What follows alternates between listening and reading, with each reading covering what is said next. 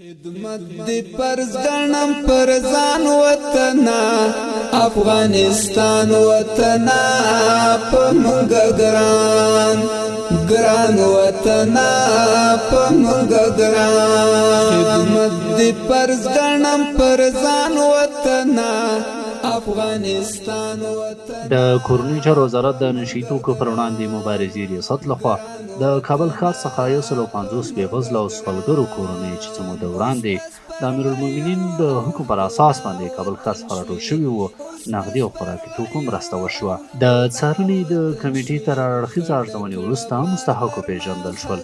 نن د 15,500 افغانیو په ارزښت د خوراکي توکو مرسته ورسره وشوه. په بېوزله او سوالګرو باندې د خوراکي توکو د ویش پر مهال د کورنیو چارو وزارت د نشهیي توکو پر وړاندې مبارزې موینیت رهبري غړي وویل له ښار څخه د سوالګرو راټولول به دوام ولري. بسم الله الرحمن الرحیم.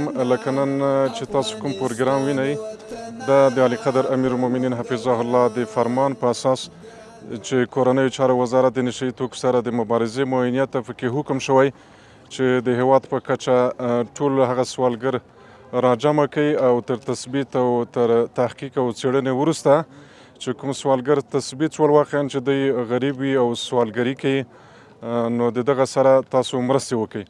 نو نن د 1.5 سل په شاوخوا کې هغه مستحق او تثبیت شویو سوالګرو سره مرسته روانه ده. همدغه لړۍ همداسې روانه ده. تر اوسه پورې د هیواد د مرکز کابل په کچه د 50,000 په شاوخوا کې سوالګر راټول شوي دي چې د دغه په نتیجه کې د 14,000 په شاوخوا کې هغه مستحق او تثبیت شویو سوالګرو کورنۍ ثابتې شوي دي او باقي مانده نور هغه سوالګر چې دوی سازماندهي دي یا حرفوي دي نو هغه هم تثبیت شوي دي او ثابت شوي دي هغو ته لازمې لارښوونې شوي دي. دا د اسلامي امارت د خاص بودیجې څخه دغه مرستې ورته روانې دي چې د دغه یوه حصه نن د افغاني سرې میاشتې په ټولنه کې د 200 کورنیو سره هم دغه مرسته روانه ده. په همدې حال کې یو شمېر بېوزله کورنۍ د اسلامي امارت له لوري له دوی سره په مرستو خوښي څرګنده کړه او په اړه یې وایي کور یې ودان موږ خپله د هلمند ولایت کې ودېرو دلته راغلي یو ودېرو امارت ډېر کومک را سره کړی دی. الله دې ښه ورسره وکړي ودې خدای دې نه خوروي. خپل د طالبانو سره موږ ډېر خوشحاله یو. الله دې دوی کامیابه لري. دوی د خدای سره پرې عزه لري.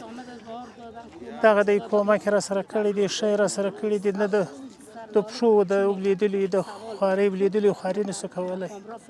خدای دې نه خوروي. ما یک آدم کارگر بودیم در سر چهارراه برکی کراچی داشتم. در موتر بالای ما کد قطع دیگه و مردم ها بعضی مایده بچه بود که گریان میکرد ما گفتم گریان نکنین شما بر خطا نشین ما اینجا چیزی که اگر سر ما بود سر شما هم است. رفتیم در بادام باغ همونجا برد نرکم ما نامنویس ما را گرفت اسم ولد ما را گرفت.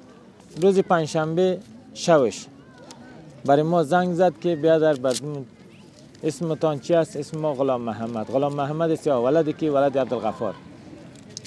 شما در اما مکتب یتیما طرف قصبه گفته همونجا بیاین خیرت است. گفت خیرت به خاطر به نام شما کمک برآمده. گفتم صحیح است. خداوند خیرشان بده. ما از پیششان خوش هستیم. خدا از پیششان خوش باشه.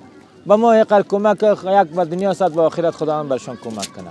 د خوراکي توکو د ویش لړۍ روانه ده او تر اوسه په مرکز او ولایتونو کې 14,950 بېوزله کسان له کره ارزونې وروسته مستحق پیژندل شوي. ستا جوړونه کوو ستا به ساتنه کوو وطن ستا د وجود به درملنه کوو وطن ستا د وجود به درملنه کوو ستا جوړونه کوو ستا به ساتنه کوو وطن ستا د وجود به درملنه کوو.